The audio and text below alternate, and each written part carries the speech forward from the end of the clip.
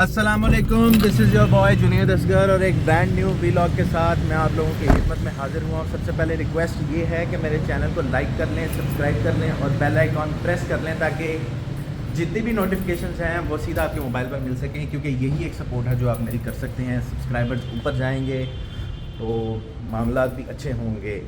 अभी मैं ज़रा बाहर गया था और बाहर से अभी मैं वापस आया तो सोचा अपने वीलॉग का आगाज़ करूँ। आज जुम्मा है जी, और जुम्मे के दिन मोस्टली ज़्यादा जो है वो रूटीन मेरी एक जैसी ही होती है। ऐसे अक्सर दिनों की मेरी रूटीन एक जैसी होती है, लेकिन जुम्मे वाले दिन कुछ फ़िक्स चीज़ें होती हैं जो मैंने करनी होती है। अभी अब से थोड़ी देर पहले मैं जुम्मे की नमाज़ अदा करूँगा, उसके बाद थोड़ा सा काम है वो करूँगा। और एज़ यूजुअल फ्राइडे को मेरा फेलो डिनर होता है। लास्ट फ्राइडे आपको याद होगा कि डिनर मैंने करवाया था, और इस फ्राइडे आज एक और लड़के की बारी है, सो रात को डिनर वहाँ पर करेंगे। तो प्रेटी मच द सेम, कहीं बाहर जाना नहीं होगा। तो इस मज़ेदार है, सनी है, तकरीबन जनवरी का मिड आप इसको कह सकते हैं, और मज़े का इंजॉयबल वेदर है। रात के टाइम आप बॉनफायर भी इंजॉय कर सकते हैं। इनफैक्ट मैंने 2-3 दिन पहले बॉनफायर किया था, अपने इधर ही लॉन में किया था, बहुत मज़ा आया था। So it's going to be an ordinary day, एक आम दिन होगा, नथिंग स्पेशल। बट एक चीज़ है ऐसी जो स्पेशल है। ये जी मैं आपको ले आया हूँ अपने स्टूडियो में, और पिछले कुछ दिन से जो है वो मैं ज़्यादातर टाइम जो है वो अपने स्टूडियो में ही दे रहा हूँ। ये मेरा स्टूडियो मेरे लिए एक ऐसी जगह है कि जहाँ पे मेरा जो एक थॉट प्रोसेस है वो चलता है, और मैं बहुत कुछ एक्सप्लोर करता हूँ म्यूज़िक के बारे में और उससे जुड़ी नई इनोवेशंस के बारे में। एक गाना है जिसने मेरी लाइफ को चेंज किया था, जिसने मेरी डूबती नाव को पार लगाया था। उस गाने का नाम था मेरे रश्के कमर। वो उस गाने को मैं अक्सर यतीम गाना कहता हूँ। मुझे लगता है कि वो एक यतीम गाना है, क्योंकि अगर वो किसी अच्छे आर्टिस्ट के हाथ से बना होता तो आज आर्टिस्ट का भी उतना ही नाम होता और गाने का नाम तो होता ही होता। मेरे रश्के कमर तो एक ऐसा सितारा था जो आसमानों पर चमका और पूरी दुनिया में उसने एक नाम कमाया, लेकिन मेरा क्रेडिट कहीं ना कहीं खो गया। और शायद उसकी वजह ये थी कि मैं उस वक्त एक यंग आर्टिस्ट था, और यंग आर्टिस्ट के हाथों अगर इतनी अच्छी कोई चीज़ बन जाए, larger than life, I call this song a larger than life song, तो आर्टिस्ट की जो है ना वो वक़्त या जो एक लाइमलाइट है जो उसको मिलनी चाहिए वो नहीं मिलती। तो ये उसमें ऐसा ही हुआ, और वो गाना फिर बॉलीवुड में चला गया, जो कि जाना भी चाहिए था। एक बहुत हिट गाना था, लेकिन वहाँ पर जाकर वो गाने की पॉपुलैरिटी को देखते हुए वो गाना एक भारतीय फिल्म में आया, और राहत फ़तेह अली खान साहब, जिनका नाम पाकिस्तान में भी बहुत है, बहुत बड़े फ़नकार हैं, मैं ख़ुद उनका बहुत बड़ा एडमायरर हूँ, वो गाना उन्होंने वहाँ पे गाया। और एज एक्सपेक्टेड कि उस गाने को बड़ा अच्छा रिस्पॉन्स मिलना चाहिए भी था। लेकिन आई बिलीव कि कहीं ना कहीं मैंने ज़िंदगी में कभी कुछ ज़्यादा एक्सपेक्टेशन रखी नहीं है। किसी भी इंसान से कोई एक्सपेक्टेशन नहीं रखी। शायद किसी ज़माने में रखा करता था, लेकिन मैंने लाइफ में ये चीज़ लर्न की कि एक्सपेक्टेशंस जो हैं वो आपको हर्ट करती हैं। सिमिलरली मैंने म्यूज़िक की फील्ड में भी कभी कोई एक्सपेक्टेशन नहीं रखी, क्योंकि खुदा की ज़ात ने आपके हाथ में मेहनत करना लिखा है, और सिला जो है उसी ज़ात ने देना है। मेरा ये कामिल यकीन है। शायद इसी यकीन की वजह से जब ये इतनी बड़ी अपॉर्चुनिटी मेरे हाथ आई और मेरे हाथ से निकल गई, तो शायद यही सोच को मैंने सोच के सब्र किया और कहा कि अल्लाह ताला इससे भी बेहतर कोई सबब बनाएंगे।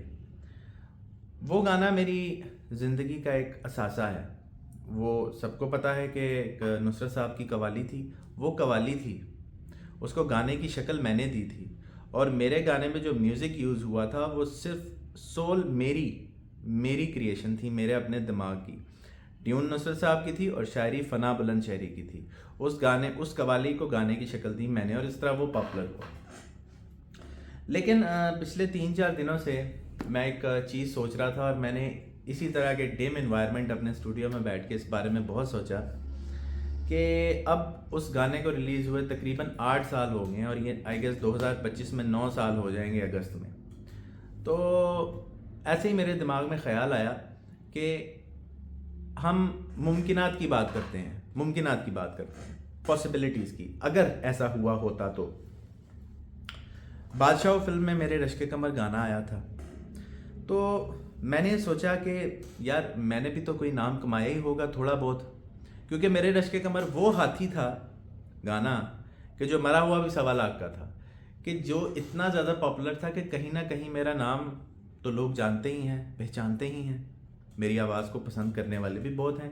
जब मैं कमेंट्स पढ़ता हूँ यूट्यूब पर तो छाती चौड़ी हो जाती है, क्योंकि इतने प्यारे प्यारे और इतने प्यार भरे कमेंट्स लोगों के होते हैं, तो उससे तो दिल करता है कि भाई अब कुछ ना कुछ एक स्वीट सी प्यारी सी ट्रीट दी जानी चाहिए।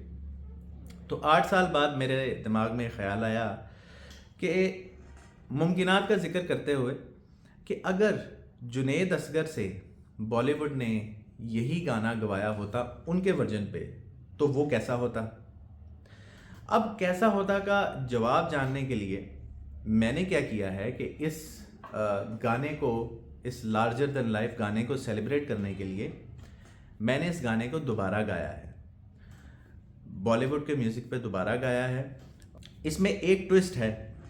अब वो ट्विस्ट क्या है? वो ट्विस्ट ये है कि ये जो गाना मैंने दोबारा मेरे रश्क कमर गाया है, ये न्यू लिरिक्स के साथ गाया है, टोटली न्यू लिरिक्स के साथ। सिर्फ पहली 2 लाइनें सेम होंगी और बाकी जितना भी गाना है वो मैंने बिल्कुल न्यू कर दिया है। मैंने शायर बन के वो गाना खुद लिखा है।